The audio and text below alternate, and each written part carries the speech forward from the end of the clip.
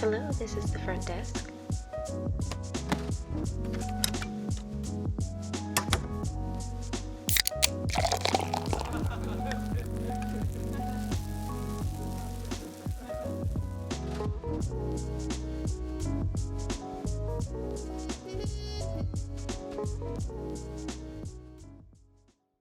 Good morning and welcome to another episode of the Crackin podcast with your hosts, Dr. Terry Wyman and Dr. Spencer Barron. How you doing this morning, guys?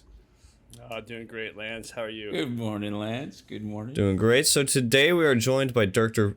Bert Mandelbaum for part 2. Dr. Bert here is among the world's foremost experts in the diagnosis and treatment of orthopedic conditions, especially those related to the knee. He practices at and serves as co-chair of medical affairs at the Cedars-Sinai Kurland-Jobe Institute in Los Angeles, California. How you doing this fine Thursday morning, Bert?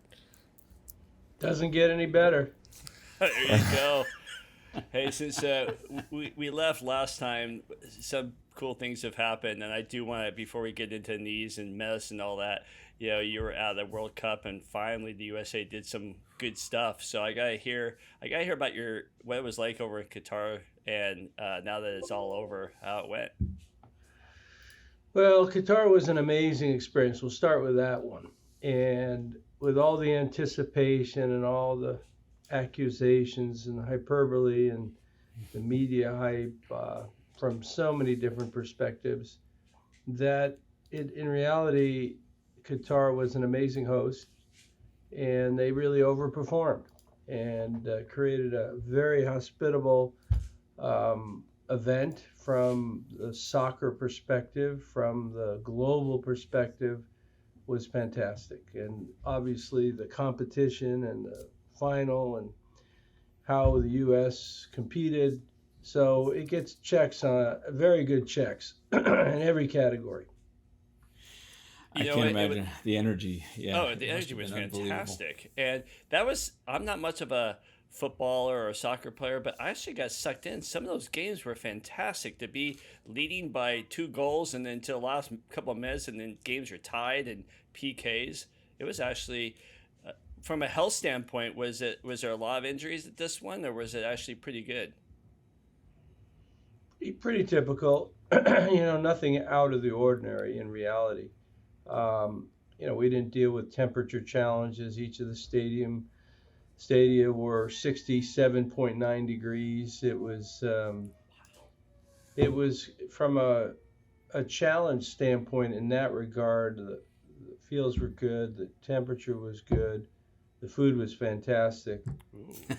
The hospitality was great. So no complaints here. It was a great experience, and another further reaffirmation as to why football, is the number 1 sport in the world. It really is. And people surprisingly say, wow, that was a really good sport. And you look at them and you say, no wonder it's the number 1 sport in the world. It has that. It has that cachet and the athleticism and the capability of the teams and the athletes and the game, to be able to run for 2 hours and continue at that level is pretty impressive. What is very ironic is that about 2 months before the World Cup, my girlfriend and I made a decision to go on vacation. And where are we going? Argentina. And all of a sudden I'm thinking, it's going to be a madhouse still. From what I hear from some of my patients who have family there, it's still, Argentina is like exploded in energy. So. Yeah, there's no question, especially Argentina. There's certain countries where the soccer, football, and the psyche and the emotion and the ethos of a country is tied as one. I have a great expression that the sport of life intersects the life of sport in humanity. I like that.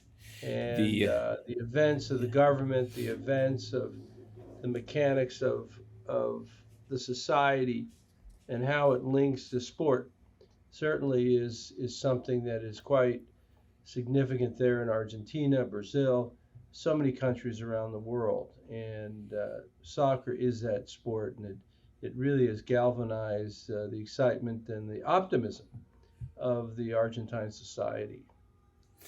From what I understand, there's about 32 soccer fields in Argentina alone.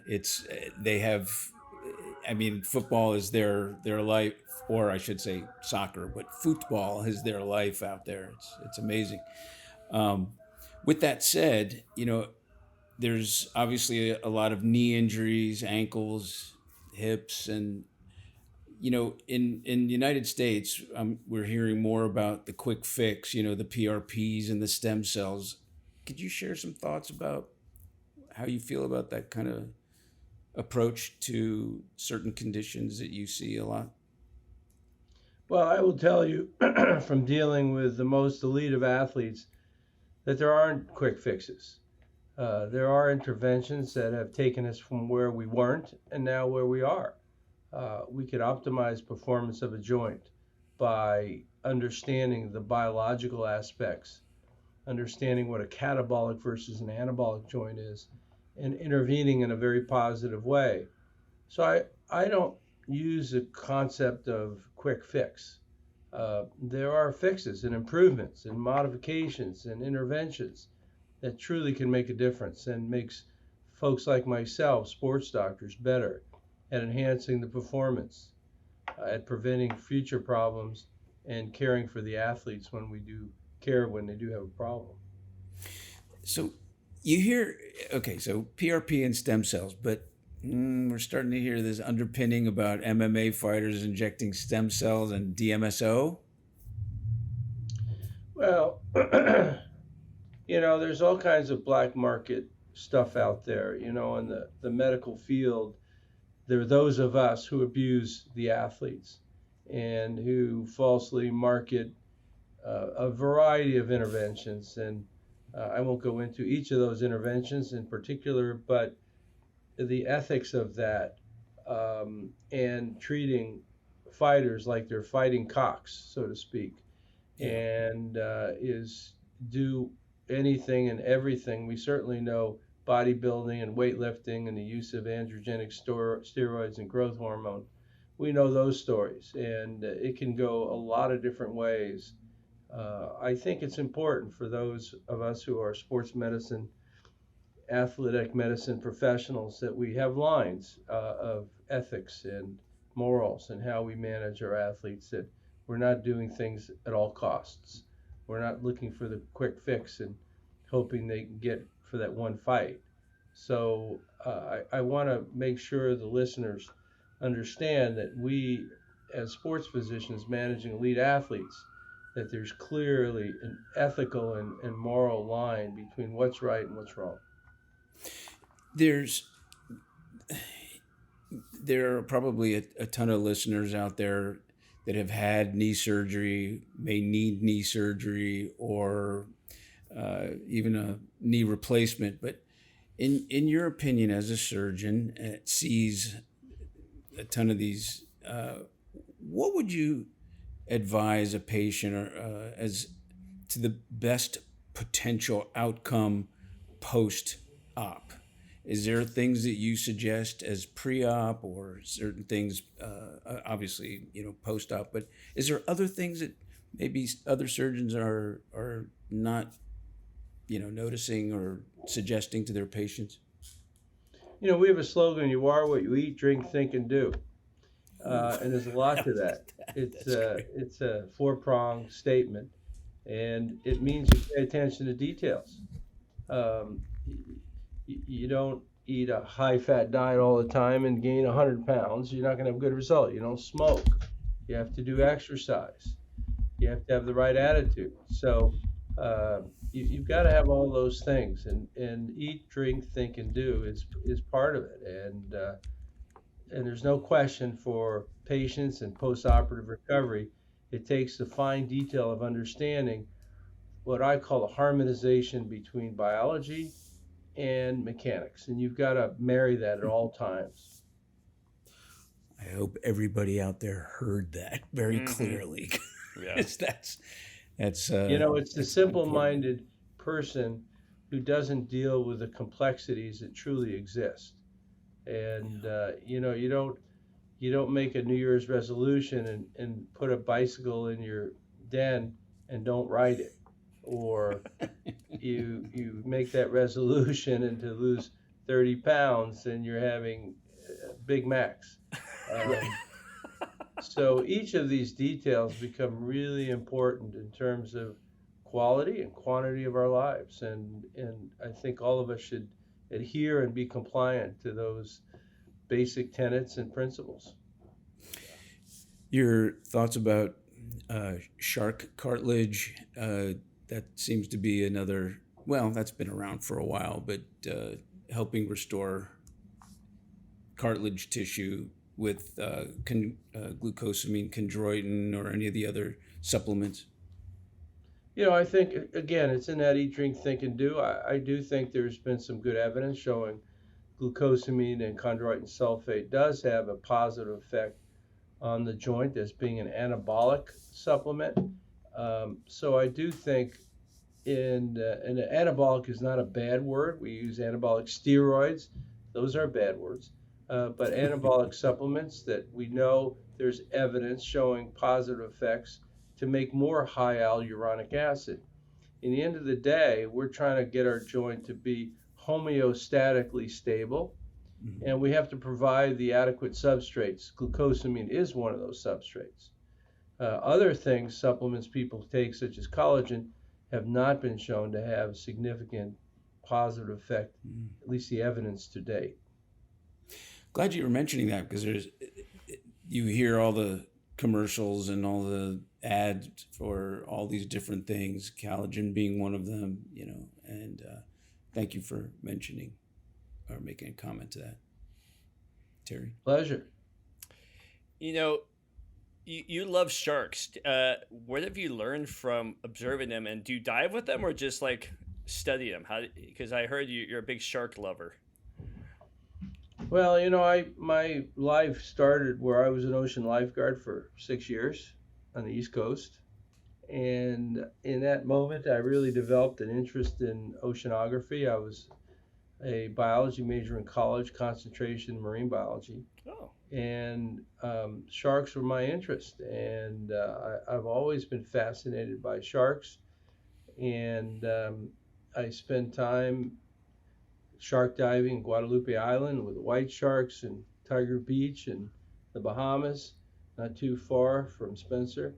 And I've enjoyed my experiences, but I have tremendous respect for these animals and their ability to be apex predators in the ocean, controlling ecosystems, and again, amazing creatures in this regard.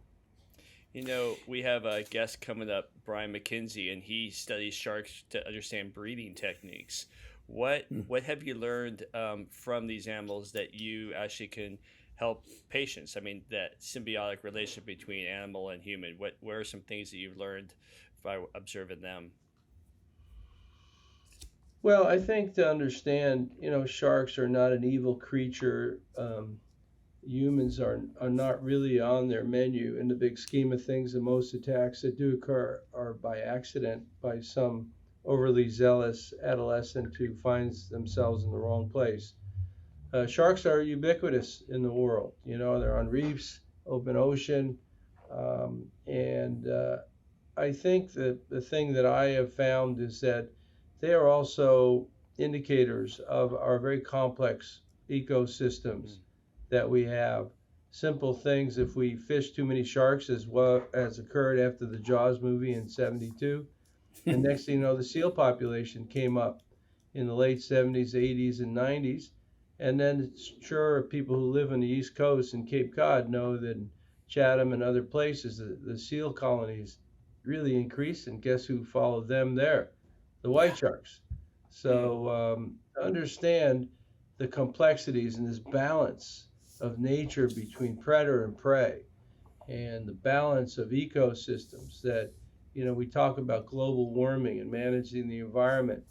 Every one of those details is important, and how one type of animal interacts with another is preset, and it's an amazing balance. Hmm. People ask about who God is, and whatever God is or isn't, don't want to get into the religious aspect. But I think he has a or she has an incredible capability of being a molecular geneticist because things are too complex. The genes of a hummingbird and a flower and how they interact, and lichens and fungus and algae and fungus and trees and fungus. The interactions are just so amazing, turning on and off genes, that it's such a beautiful thing, and that's the spirit of humanity. That's the spirit of religion. I think that we have to appreciate, and sharks are really that individual species that exemplify that. Yeah, I think that's why Interesting. they're studied so often, right? Yeah. Yeah. I was asked to consider going shark fishing this weekend or this weekend coming, but it's not shark fish. It's shark fishing with some people that work for that have been under surveillance by National Geographic to tag them, understand their breeding habits, and they do it all from the beach. And I think it is. I've seen photographs. It's the coolest thing. They haul the shark, they tag it, they haul it up on shore, they tag it, and then put it back in. And I, as a photographer, I want to do that. And they usually do it at night. So I was considering that could be a fun thing this weekend. Cool stuff to understand the lifestyles of these animals, and how each animal is so dependent on the others in those ecosystems. Yeah, very cool.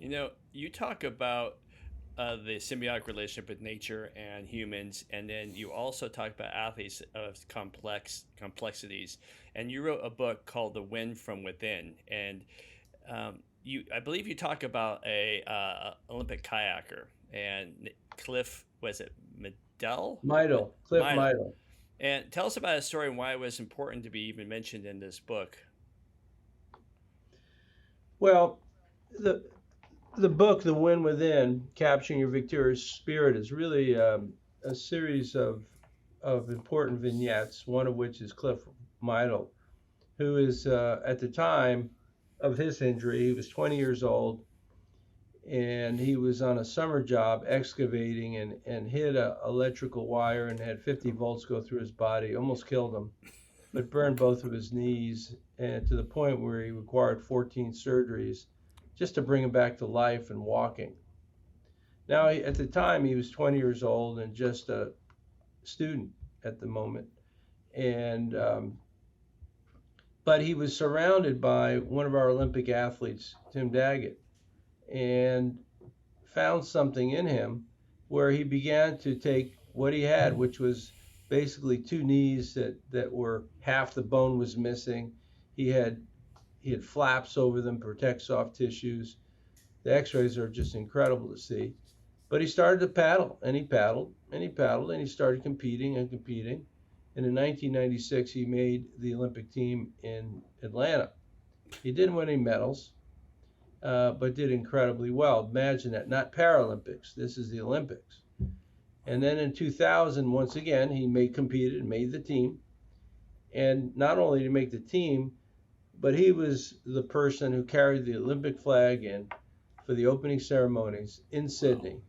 For me, was one of the most amazing moments in time to see my patient, 14 surgeries later, not an athlete at the time, to become an Olympic athlete and to reach that pinnacle of success was truly one of the most amazing things that I have seen and experienced. So that's Cliff Meidel.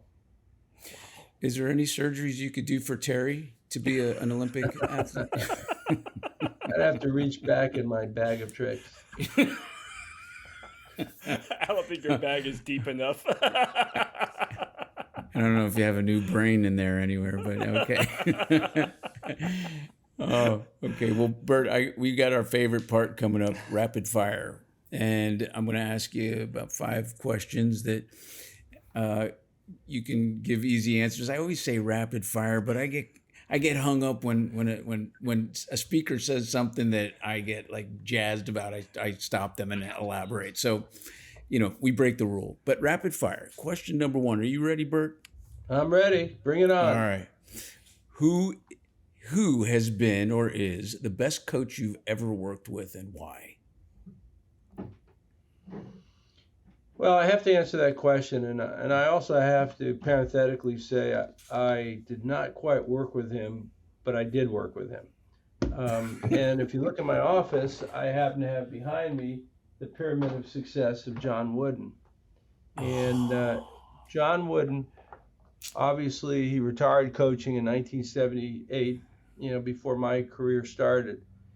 But my career started at UCLA, and my first day at UCLA, going to Pauley Pavilion, I met Coach Wooden sitting in the bleachers, and it resulted in a 20-year relationship that I had with him, and I actually consider, and that's why it sits right behind me, the Pyramid of Success.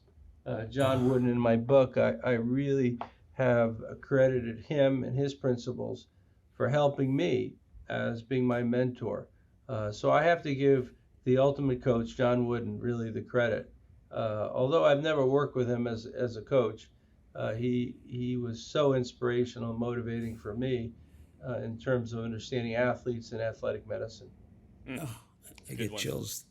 Hey, Terry, I think if we could get an image of that pyramid, and we could put it on the website, along with Bert's storyline, that'd be really cool. I would love to see that if you don't mind sharing, Bert. Not at all. I actually have that same pyramid, that same picture in my office, so I'd be happy to put it up there. It's fairly ubiquitous, and that's his contribution to our humanity. John Wooden, he's given that, which is fantastic, and each of us who adhere to those concepts and principles benefited in amazing ways. Awesome. Question number 2. If there was a best exercise that every athlete should do daily to reduce the risk of their knee injuries, what would that be? Ride a bike. Oh. Nice. Ride a bike. Well, I have a great expression. I said the bike is your friend. And the more you could bike, the better it is for you for any age. As we get older, it's hard to get Terry Wyman to do 10 100-yard sprints, or any of us for that matter. And what happens is you need some other cross-training capability, and a bike, such as a Peloton, can offer you an incredibly high-level, high-pace, high-caloric requirement workout, even until you're 100 years old. So I think it's your friend, and the bike is your friend. It's my number one go-to. Not to say hiking and running isn't part of it, lifting weights, yoga, Pilates, and everything else you want to do is good. But bike is your number one, and bike is your friend for the rest of your life. Remember that. That's great. Question number 3, biggest misconception when it comes to knee injuries. Biggest misconception of knee injuries. I think the biggest misconception is that I hear is, oh, I heard they had that procedure and they're back playing in 10 days. Yeah.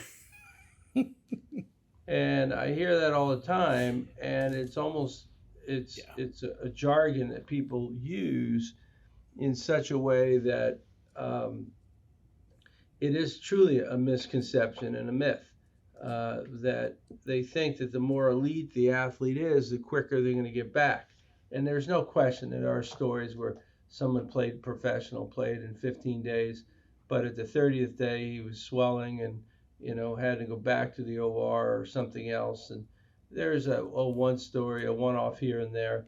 But the reality is, coming back from knee surgery is just like everything else. You just got to do all the right things, the right timing. You've got to take your moment and then return to play progressions and do it right. So the biggest misconception is, oh, he or she got back in 10 days.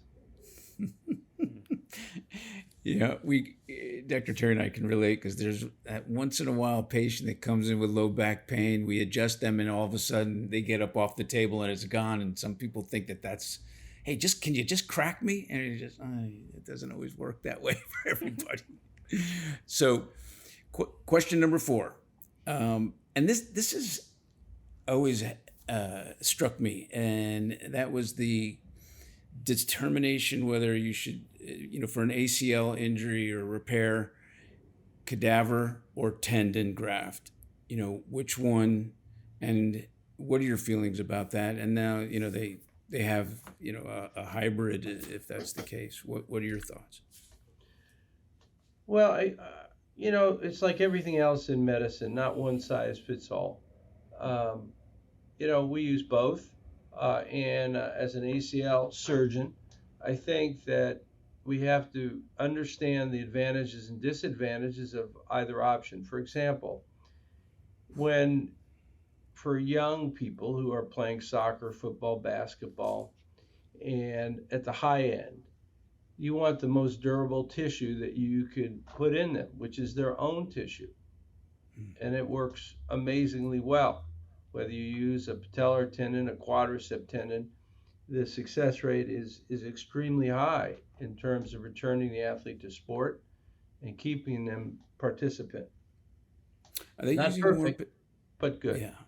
Are they using more patellar tendon now than We're hamstring? tending to use more quadricep tendon now than patellar tendon, mainly because it has less features of causing patellar tendonitis and kneeling type pain. And also you could do it through a smaller incision. So there's a big trend right now towards quadricep tendon. Again, both work really well, especially in our athletes, perform very well. Both do, and I don't want to cast any aspersions to either of the two options, but I give quadricep tendon a slight edge in terms of donor site morbidity. But we talked about cadaver graft, and then as you move to people in there who are a little bit older, get to 30, 40, 50, just the morbidity of taking a graft can be significant to, in some way, derail the result. So in those cases, that the allograft seems to be more favorable and have a better result. So somewhere along the line, better young, their own tissue, better older, allograft tissue. And you have to find the sweet spot because there's certain people who do better with a cadaver and certain people with their own tissue. And you have to find out who they are. Hey Bert, a little side note. I've heard a little bit of a mix between where they use a quadricep tendon or a hamstring tendon, and then they interweave it with a synthetic for extra strength. What do you think about that? Well, there's a whole movement towards these internal braces, but nothing really truly has been favorable in terms of true result yet and outcome. Nothing has ever been proven. In fact, back in the days of Gore-Tex and Dacron, all failed. So the synthetics for me are not the solution. We have to get better at the biology. We are working with biologic augmentation using PRP and ACL grafts and find that the grafts heal and mature much quicker. Now we still have to work out the science and showing that we could get people back there, and the ultimate result is going to be better, which is going to take us a few more years. These are such rich answers, man. I just love it because you hear these questions come up all the time. So thank you for providing that.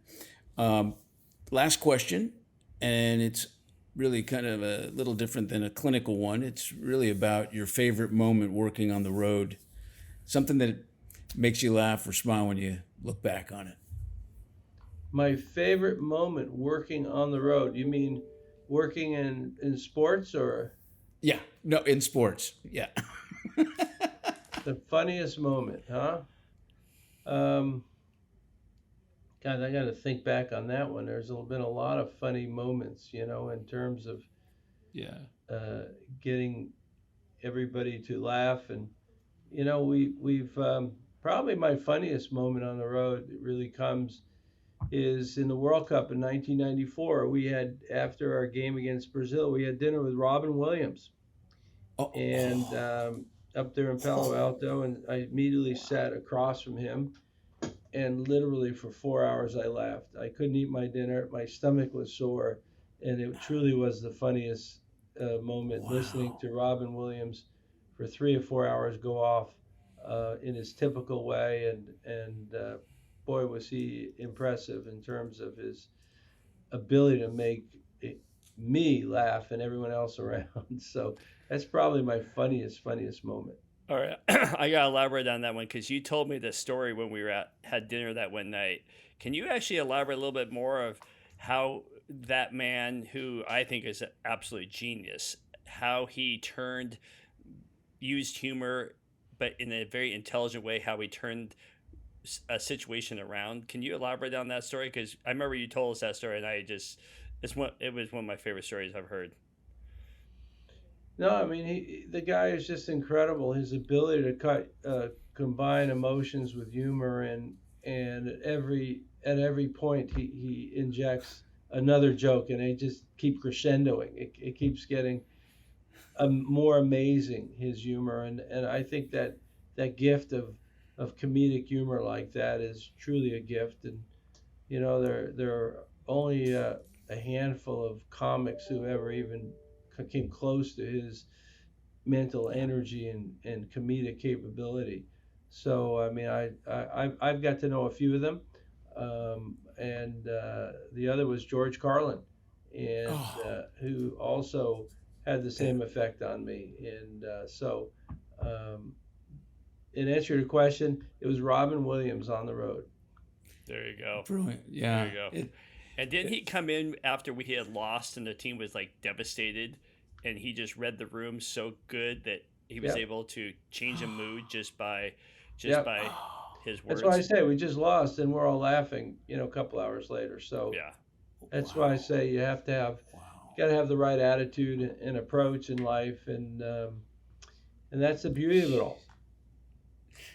That's hey, listen, funny, guys, I got to go back to work. Unfortunately, all right. That's okay. Yeah. Hey, you know what?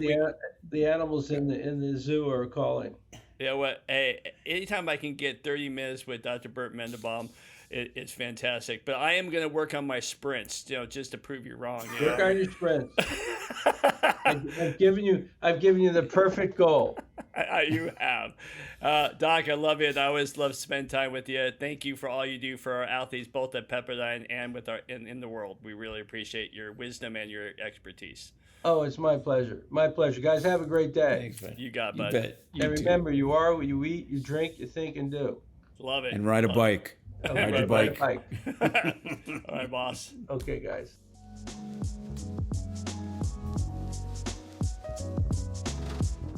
Thank you for listening to today's episode of the Crackin' Backs podcast. We hope you enjoyed, and make sure you follow our Instagram at Crackin' Backs Podcast. Catch new episodes every Monday. See you next time.